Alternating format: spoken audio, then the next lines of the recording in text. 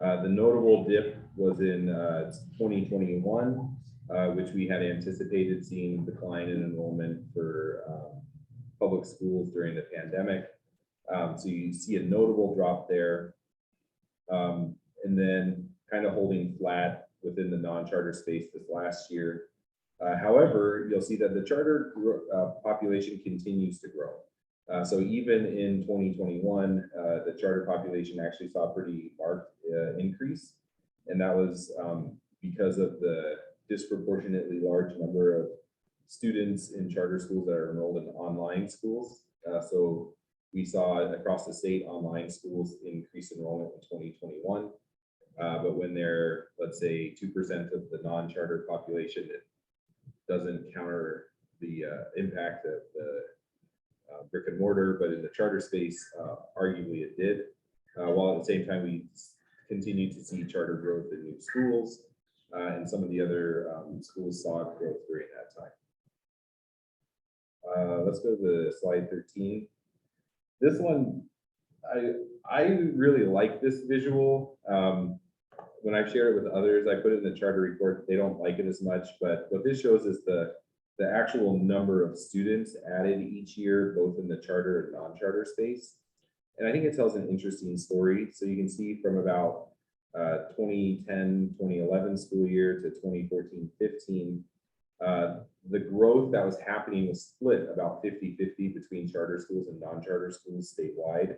And then starting in 2016, you start to see a decline in the non-charter, or where the charter growth is essentially larger than the non-charter growth. And then around 2017, 18, you actually start to see a decline in the non-charter enrollment overall. So, and then obviously in 2021, that decline is very noticeable. We see positive growth for the first time in about 5 years in the non-charter space in 21, 22. But arguably that's just a rebound from the pandemic, and we'll likely see more of that trend line continue into 22, 23 if you were to do a straight line kind of going that way. But charter is still holding. Based on the conversation today, I would have every reason to believe that charter growth will continue next year as well, and maybe for the next couple of years, if these applicants are approved and open and begin operating schools across the state. So, you know, we have had to apologize to the feds with our charter school grant that we haven't hit our targets for new schools or student growth. But we do tell a narrative that, like, although we aren't hitting the targets that we projected, you know, 5 years ago, 8 years ago, there still is healthy charter growth in Colorado. So that is different from many other states in the country. And so the feds, I think, still are very positive as to the charter sector in Colorado, the growth that is happening. And so in terms of like CSP and funding and support, I anticipate that that is in a good place at the federal level. Hey, Bill, you have a question from Douglas who asked, why do you think the charters are growing? My best hypothesis, particularly when looking at the pandemic year 2021, and it's also hard to say 2021, school year 2020 to 2021. I think that what we saw there was a lot of the, well, one is the diversity of models. So why was there charter growth in that year? It was because of the online schools, right? Like there's a lot of enrollment growth in the online schools in the charter space. However, there were also charters that continued to grow during the pandemic and may have absorbed some students. And I think that is testament to the flexibility of the sector and the adaptability to changing circumstances. It's a lot easier if you're an independent school or, you know, semi-autonomous to make modifications to a pandemic than it is for an entire system. So I think that and I will say not all charters experience growth. Like many schools experienced pretty significant decline last year, but many also saw growth, and it may have been like anxiety. It may have been, we offer a flexible opportunity, we're in person, those types of adjustments, I think, made a impact in that year. And then I think, beyond that, and what I would project into the coming year or years is, I remember when I started 5 years ago, there's an article in Education Next that did some analysis, and they called it the Wild West of charters. It said, why is the sector so strong in Utah, Arizona, Colorado, New Mexico? And arguably it's because there's just a lot of population growth. We're seeing in Colorado now that population is leveling. We're seeing that demographics are shifting. Areas that once had a high child family population are becoming more singles, adults without families moving into that environment. That's having a declining enrollment effect. However, there are still large sections of the state that are experiencing population growth. And I heard from Windsor today, and to hear that they have 2 or 3 charter applications is honestly not that surprising. I, by chance, happened to be driving through Windsor yesterday, and the area looked completely different than it did 10 years ago. And so those types of environments tend to have a much more positive conditions for charter growth than, let's say, Denver right now, or in some of the metro areas that are seeing more significant enrollment decline. So I think that's where you still see health in Colorado, is because people still are moving into the state. There are parts of the state that are experiencing growth for the P12 population. And that's probably the area where you're going to see the most active interest at this time. The next slide is just I tried to disaggregate. So the top line, the blue line, is all students, and this is in charter schools. So you can see the all student growth has been pretty linear. I mean, like sloped, like not geometric, but algebraic, for the last 10, 12 years. And then you see subpopulation growth. So the yellow, the next highest line is for minority students. The gray line is for free and reduced. So you actually see that there was a little bit of a decline this most recent year. And that will look similar to what you see in the non-charter space as well. So that's not charter specific. The ELL population appears to be declining slightly since about 2016, 2018, where it leveled off and now has kind of seen a decline. And then students with disabilities, you're not seeing a whole lot there, but I think there's one where I zoom in a little later on. Go ahead to the next slide. The next one, slide 15, is non-charter enrollment. So this is actually non-charter. I put district. And as you see the decline in enrollment. And then among the student groups, the minority population appears to be in decline slightly. Bill, is part of that decline the extra federal money that went to low-income families and just lifting people out of poverty? So I'm speculating on it. It could be. I know that there was, I think, a noticeable decline that the state attributed to universal eligibility for food service. Oh, okay. And so they just didn't capture all the kids, perhaps.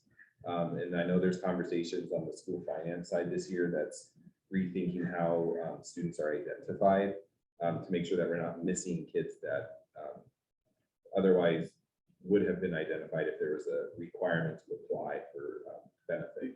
The other thing I would expect is that since Congress hasn't really figured out how to do the child tax credit again, that we'll have families that dropped out of poverty that come back into it after this year. Yeah, that very well could be. That's a great observation.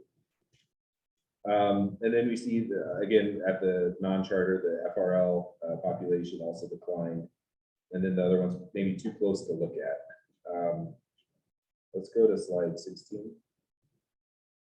This one I tried to do a side-by-side comparison. It's not the prettiest graphic, but it gives you a sense of what the distributions look like, charter, non-charter, over time. And on the FRL side, you will see that 10 years ago, the gap between charter and non-charter was about 10 points. and now is getting closer. So you see that the charter population has generally been increasing at the same time at a faster rate than non-charter. And then they both experienced a dip this year. So there still is a gap proportionally for charter, non-charter. English language learners, although charters have seen a little bit of a decline in this most recent year, they still have a higher percentage of students that are English language learners than non-charter. And then in the students with disability space, there is a continuing disparity. I think that the gap closed slightly in this most recent year, and I apologize for not having the data right in front of me, which might be an early indication of some of the effort that we've been looking at on charter enrollment to close that gap. I like to say that we tend to internalize positive indicators and externalize negative indicators. So it's probably too early to say if those will hold.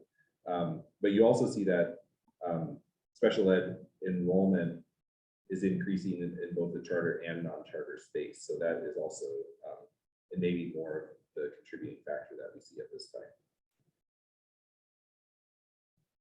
All right, this one. So on our federal report, we have to provide data on educationally disadvantaged students, which is kind of an umbrella statement for free and reduced, students with disabilities, English language learners.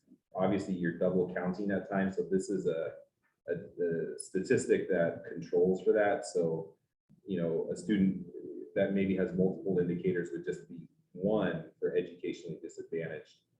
And so the yes is, all right, let's see how I did this. Charter, okay.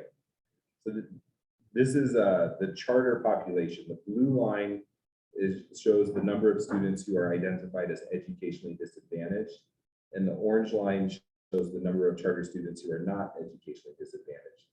So the first thing to highlight is that since 2010, the charter sector has significantly increased the number of students that they serve who are identified as educationally disadvantaged.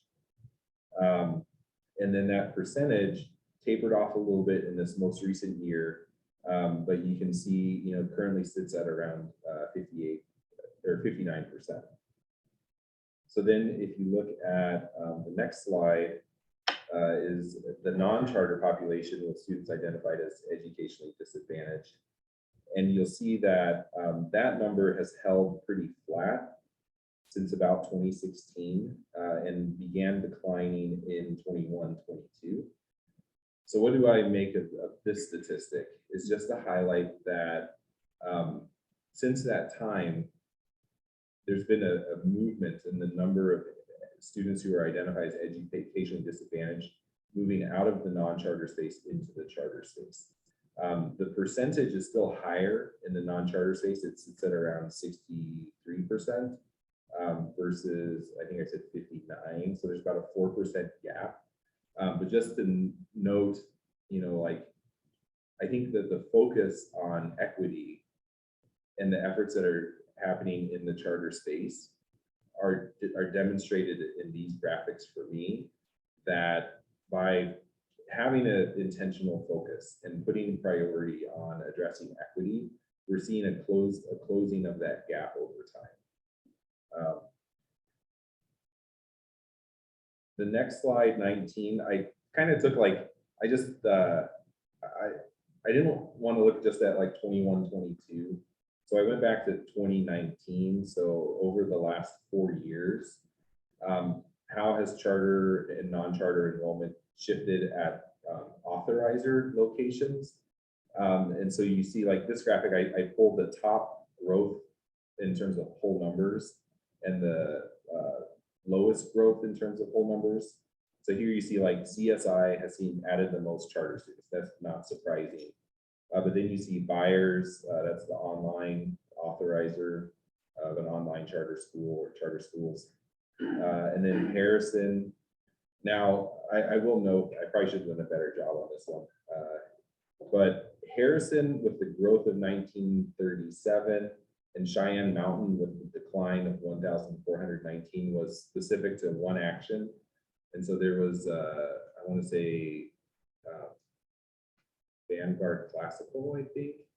I'm forgetting right now, Pal might put it in the chat box. Was a network of 3 charter schools, elementary, middle, high, that moved from Cheyenne Mountain to Harrison. They operate right on the border. And there's an agreement with Cheyenne Mountain that if the enrollment behavior in that area had a negative effect on the district, then the district would want to try to, or would make the school pay for it, right? Like there's a financial impact to the school. And so they mutually agreed to move authorizers to Harrison, and Harrison was happy to have them because I think they actually operate within the Harrison boundary. So that's likely a one-time situation that results in that noticeable shift. But then you see D49 and Aurora were the highest growth areas over the last few years. And then, the largest growth, D11, Greeley 6, Denver County, and Dubco. And that is specific to the charter population. So where charter growth is happening and where it's declining. Slide 20 is non-charter population. Wait, sorry. Okay. This is the overall student population. So this is charter and non-charter. So where's the most growth happening? Where's the most decline happening? I should have done that non-charter, my apologies. But again, you see CSI, Byers, Harrison too, that's where all the growth has been happening. And then, do you know how much of the D49 is there online versus there in person? And I apologize, I just wanted notes. Oh, I think that actually slide 20 is just a zoom in of 19. So we're still looking at charter population. So what was your question again? I'm curious how much of D49's growth is in there online versus there in order. I could look, I'm not sure. I'm curious. Yeah. I know that they have opened new schools though, so it'll definitely be a blend. Both, yeah. Slide 21 is the overall student change by district. So you see our fastest growing non-charter population is the Ed Green Vision BOCES. But I'll also note that the ER BOCES, although it opened new schools last year, also saw a decline of about 700 kids. And that's pre-Woodland Park. So it'll likely go down further. They have added multi-district online students, but a lot of that growth happened in the pandemic year. So you kind of have to factor that into what was happening because they mostly authorized multi-district online schools. So I think that there's still growth in the BOCES. It just won't be as significant as you saw in the 2021 period. And then I think where you're hearing about charter activity right now, like that's where you see 27J, Windsor, D49, that those are some areas that have seen student population increase. At the same time, some activity around chartering. And then on the decline side, you see has been notable in a lot of our large districts. This is over a period from 2019. So many of them, I think, are still feeling the impact of COVID. And so those enrollment numbers may trend up, but it's probably also where we're seeing not as much activity for charter expansion at this time. So I know they're high level slides, but I want to share those with you all and maybe hear if there's any insight, thoughts, I wonders or anything like that yeah. Just one other thing, I would recommend people check out the Keystone Policy Center report that came out last week that also looked at charter specific enrollment, sort of focusing specifically on the pandemic. So it's another cut of data from our friends at Keystone. Great. Thanks, Bill. This is really interesting to me. Yeah. Can I just predict that on this last slide, and the lower end of that is that when districts have declining enrollment, the stakes of decisions about charter renewals go up dramatically, and the stakes about charter proposals also go up, and school boards reasonably start thinking about budgetary issues and the impact on the other schools of new ones. So I would anticipate, based on this data, that a handful of districts will be very interested in new schools, and a large number of CACSA members and districts will be increasingly having some conflict about it. Doug, Alex, Doug is asking if you can put the report in the chat. Are there any other questions or thoughts on this enrollment data that Bill just shared with us? And Paula did confirm me, it's the Vanguard School. I think, Okay. Cheyenne Mountain to Harrison. I think something else we've been talking a lot about is the kind of the pricing out of young families. Some of our real estate situations. An average home to over 700,000 in some areas, and it's hard to attract those younger families with small children coming in. So some we're looking at a lot, pockets in the districts are declining quickly, and some pockets are expanding faster than that cost of housing.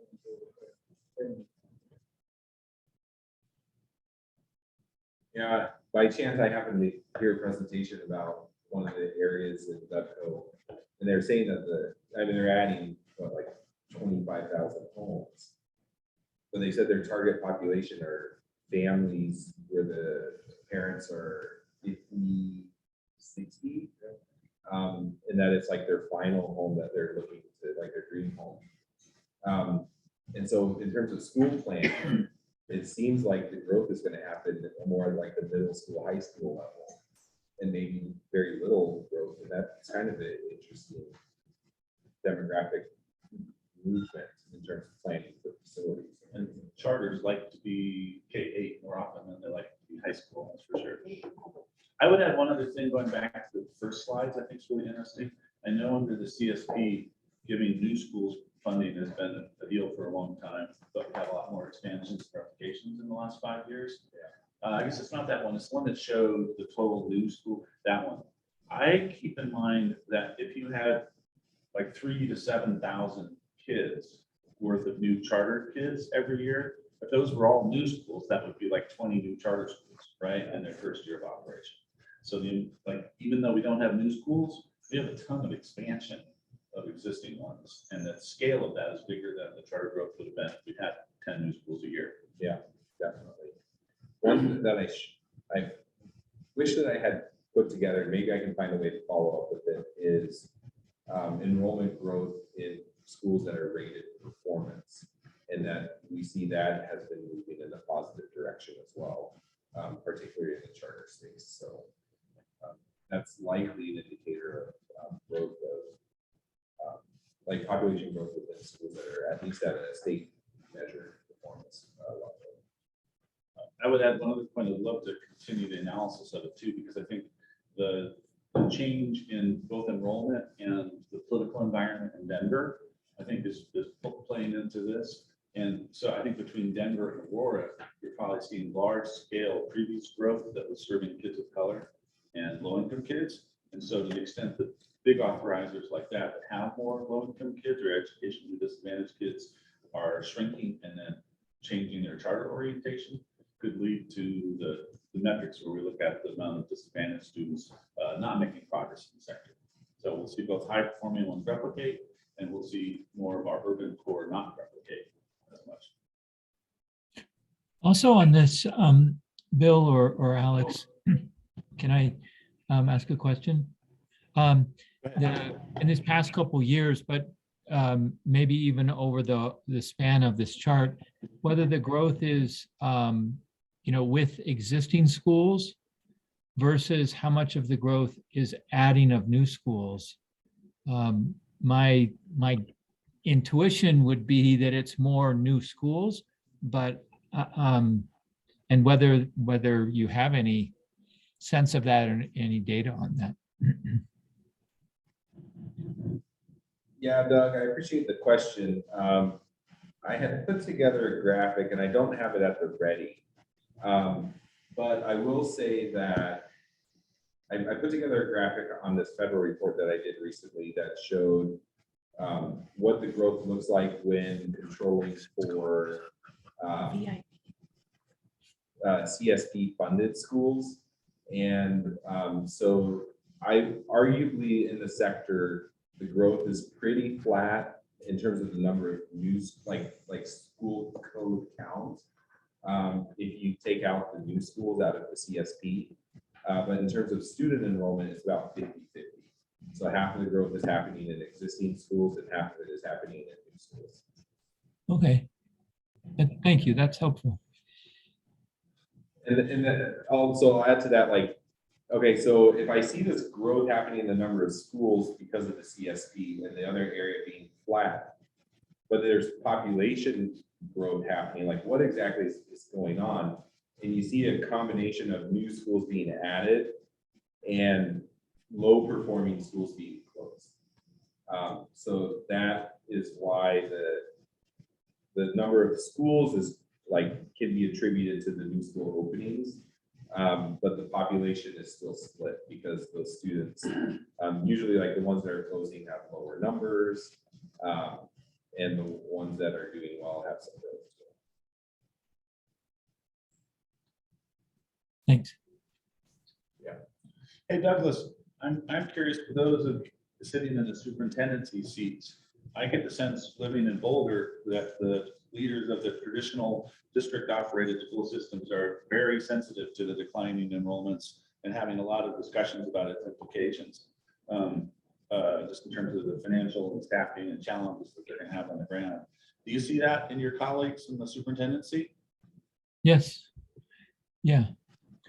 It's any organization, whether it's a college or university, a for-profit business or schools, to be shrinking is to be cutting. And you're always consolidating and cutting, even if it's a small decline over time.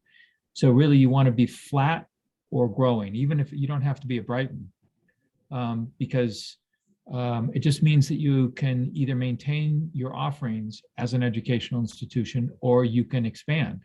And as the needs increase, I mean, just think mental health, for example, or a more career connected focus for high school programs, you want to be able to expand. And so when you see the kinds of decreases, it means not just cutting admin in Denver, right? It's cutting programs and support for students. And so, yeah, there is a concern. Thanks, Doug. Any other thoughts or questions? All right, well, thank you for that. And now we're going to move on to our rulemaking and legislative update. And Joe, do you want to come join us up here next to the owl? We're looking. Sit right here. Yeah. You might be safest over there, some quarters. Okay. Safest. Yeah. They can see it. Yep. You'll be right. In your chair, You'll be so mine. you're like, This is the owl. There we go. "Oh, Yeah. with Alex and Kay." There you go. It's nice and awkward, Alex. Thank you. Yes.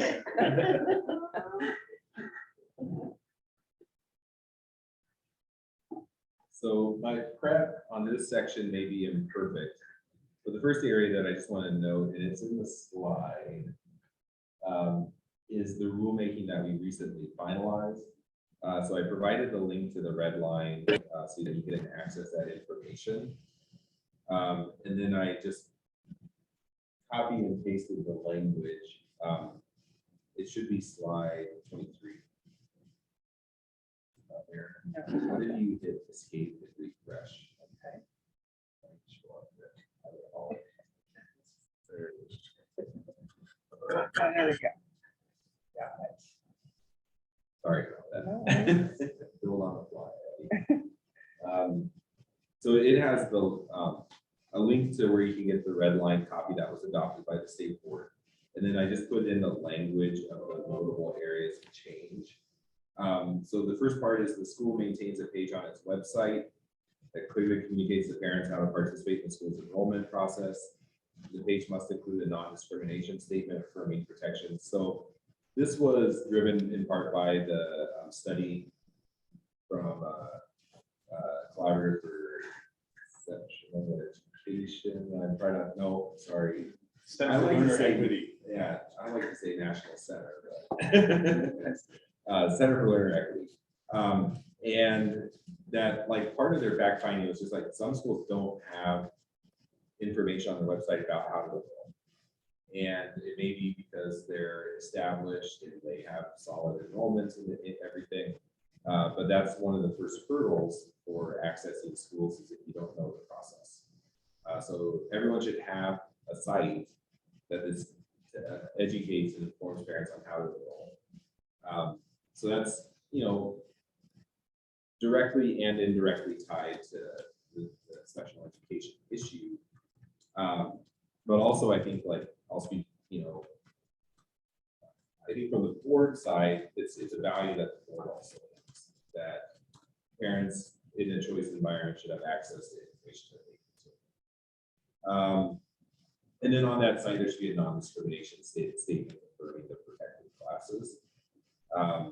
Because again, like, so some parents said I couldn't even find information, but then when I found it, the information, I didn't know if I could enroll my child who had special needs. So having some assurance that the school is available.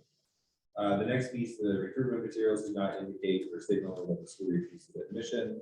Again, just like being clear about that. I think it gives some directions to do like a review. Is this information, and if there's areas of language of concern for an authorizer, they can start a conversation with the school and say, you know what, maybe this is debatable, but I will just point out that this area doesn't feel as inviting, or like, would you be open to exploring updates to the language or something along those lines. 3, the charter school takes appropriate steps to ensure that applications are accessible and usable by applicants with disabilities. And then we also talk about language assistance necessary.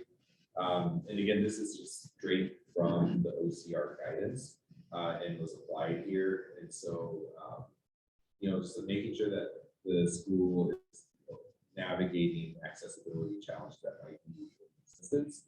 And again, a healthy conversation with the authorizer that if there are areas that can be improved upon, to have a conversation about it and see if there's a way to make it better.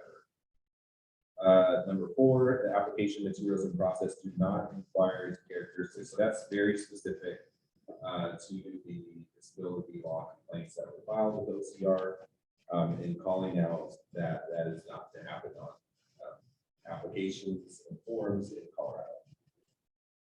Number 5, the school conducts annual training for its staff on federal protections against pre-enrollment inquiries about disability status for students on when it is appropriate. So this is kind of a new one, and one that we heard some helpful feedback from Adams 12. So we incorporated the feedback from Adams 12 into the language that we put in.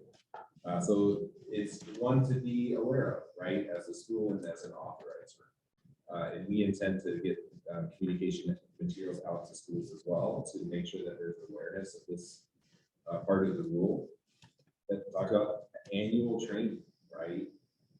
And that the school conducts the annual training. It invites an opportunity for collaboration with the authorizer. You know, maybe the authorizer is willing to sponsor training for the schools and they all have access to it. We're working on making training available. I know Alex and the league have put together some materials. So making sure there's broad access to the materials. I think that, like, if the school said, hey, you have this new requirement, there's no resources to help me, they'd be pretty frustrated by it. So we want to make sure that those materials are available to them. And then just brush up on it annually, right? Can I just add? Yeah. The materials I posted in the chat include a deck that Casey Coates of the Collaborative for Exceptional Education and I created, and a sort of podcast where I pretended to be parents and pretended to be school staff trying to talk about these issues. We look forward to updating that and making it capture all the things that are coming up, but those are there. And the league, Casey does pretty in-depth PA to schools that are dealing with their enrollment processes and analysis. And that is available if you guys schools where it's potentially problematic for them to help with the support of the league. And I just screenshotted this particular edit. You see it's mainly deleting out the section that was using the bad language around pre-enrollment admissions process and replaced it with post-admissions enrollment practice. So to essentially affirm that the student wants to enroll in the school, you put them into the lottery, offer them a seat, and then after the seat has been established with their name on it, then that would be the appropriate time to have reviews of IEPs and the needs of the school. And that step of the process of what happens post admissions is really what's put into detail into the rulemaking that is active right now. So that covers the rulemaking that was finalized in January. Any questions about it? So what I'm bad at is I do not have slides on the draft rule. But I have Joe here and I'm here as well. And we can speak to the language that's proposed in the rulemaking. It's rules for the implementation of the Exceptional Children Act, Education Act. And I probably have it somewhat mangled there, but it's essentially the special education rules for Colorado. It's a heavy document. I want to say about 120 pages. So it's not as conducive to covering the whole breadth of it. But I can speak to, as I said before, it's really talking about extending the protections that are outlined here into choice generally. It addresses some updates that needed to be put in, like some technical edits. When you open up a big rule like that, there's going to be some other technical edits that are thrown in there. So there's one that's getting rid of highly qualified language that was in CLB. There's some edits to the tuition section because of references that we were talking about online schools versus multi-district online schools. There's some edits in that space. But then essentially saying that for choice purposes, the process that's being proposed here about not creating an environment that does not discriminate on the student's access to choice, which is pretty well articulated in Colorado law, that those non-discrimination protections need to be in place for student choice generally. I have one slide I can share if you want. It has the summary on the second set. Thanks, Alex. Yeah. I knew I put it over it. I'm just kidding. I didn't. I can't say that. So these are from CACSA's analysis of the proposed change, not CDE. So I take full accountability for anything that's wrong in that summary. But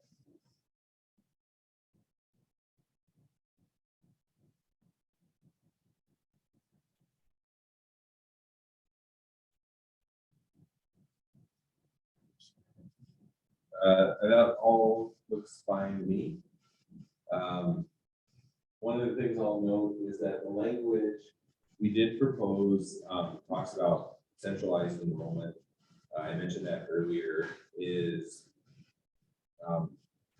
in the conversations I had heard with Disability Law Colorado, when charter schools received a range of complaints for asking about disability status. There's a question about, like, what about centralized enrollment forms? If I'm a charter and I'm a part of a centralized enrollment, if the district asks that question, I don't have control over it. They're like, yeah, we're not, that's not a priority for us right now. So I don't think they necessarily said that we're fine with it. But they're less concerned about it. And it's likely because the OCR guidance gives some general acknowledgement of it. But in their acknowledgements essentially says that non-discrimination protections still apply.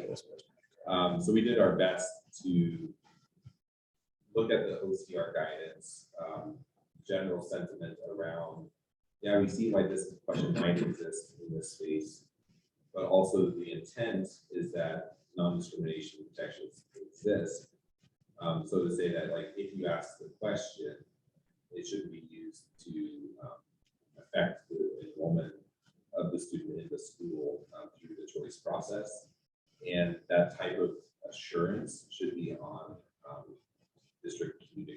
forms as well, so that families with disabilities are provided clarity that they also can participate in choice enrollment.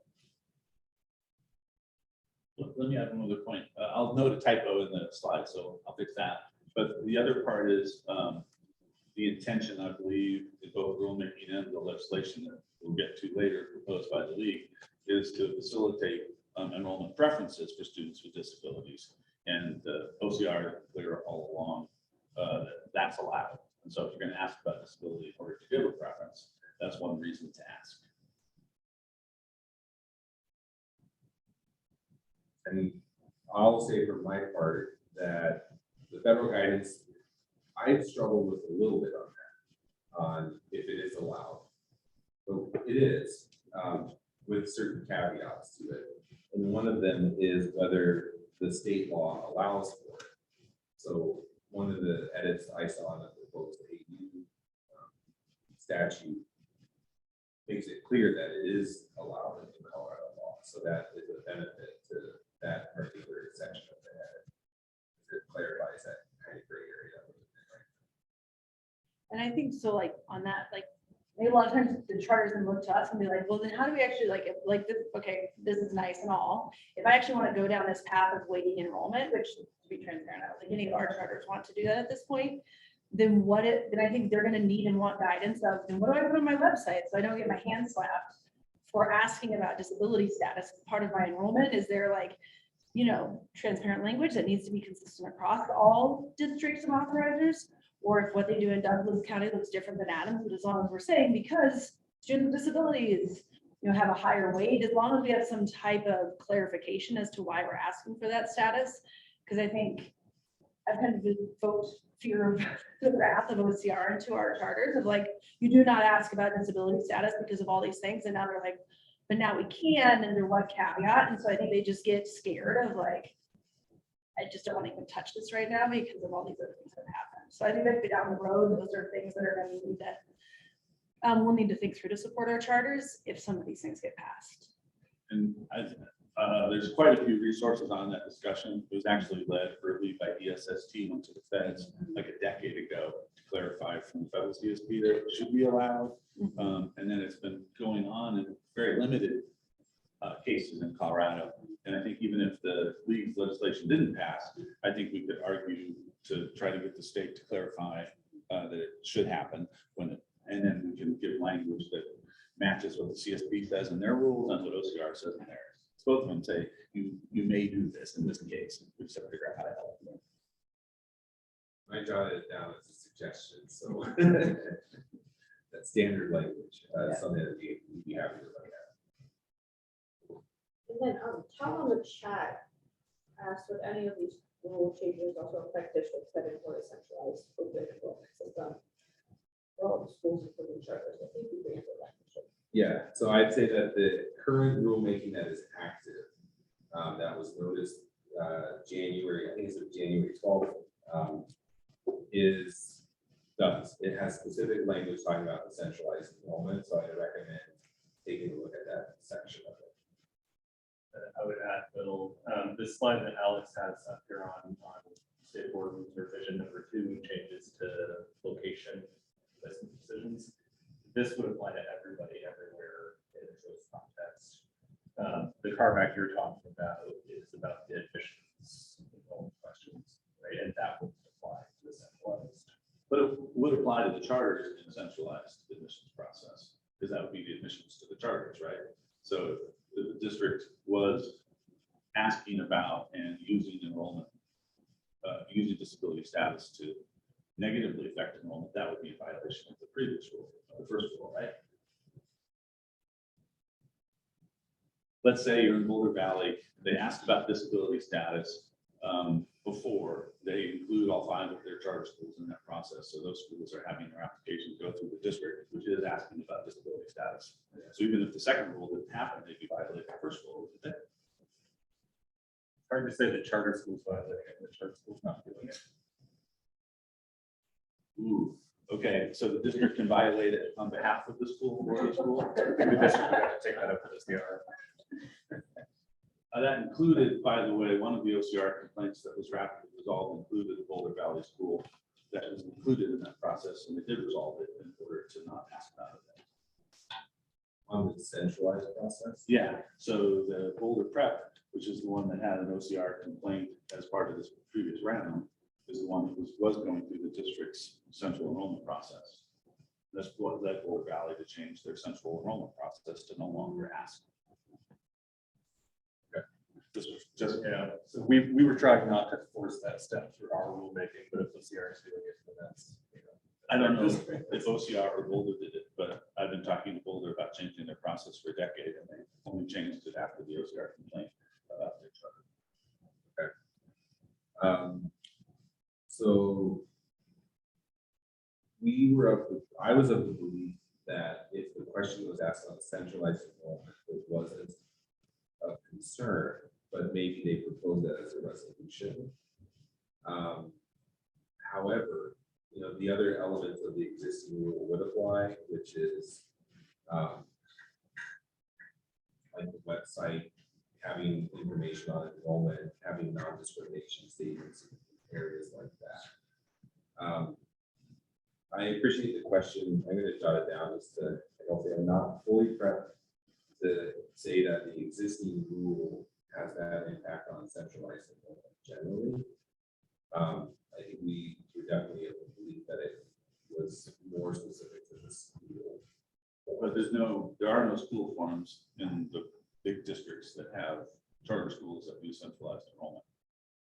Okay. And then so if the centralized enrollment is doing that, then I don't know how you argue the school is not. Okay. I can argue it.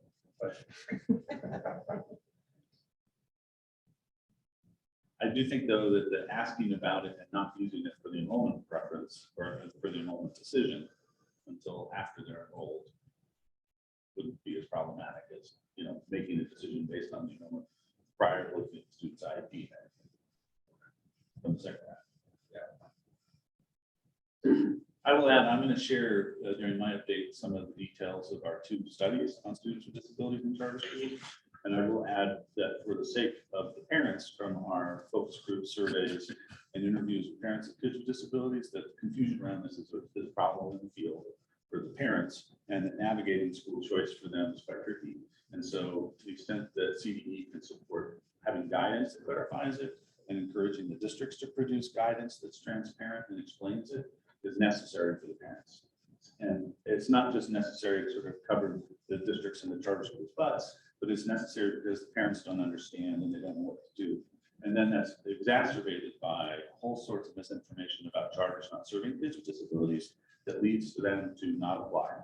And so part of the whole reason the OCR says you shall not ask is because just by asking, it's an act of discouraging enrollment. The confusion remains something that's discouraging enrollment. And if we actually want them to understand their rights and to move things, then we should get the districts and the charters together to explain how this works, because they don't understand, or large numbers that don't understand. I know I'm working with Katie on that.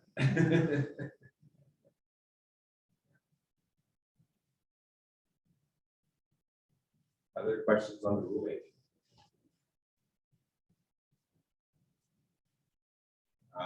I'll say, as of right now, I have not heard any comments on the newest version, but I do anticipate there will likely be some feedback because it's pretty significant.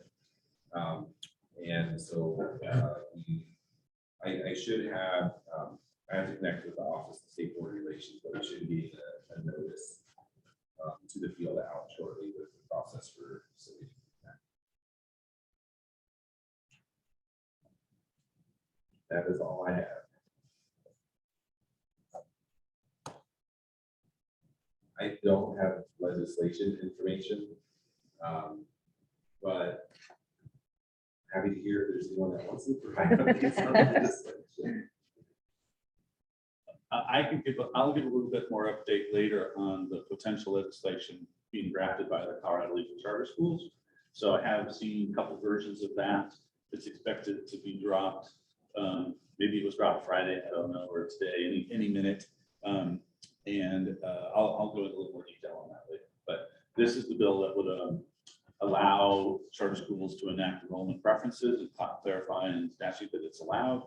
And that would also affect the process, whether or not charter schools can become or participate in other administrative units for special ed purposes. We can discuss more of that later. I'm happy to answer questions about it, but we don't actually have a draft bill in the hopper yet. Right. Well, any other questions, thoughts around the rulemaking or any legislative updates that you might have? All right.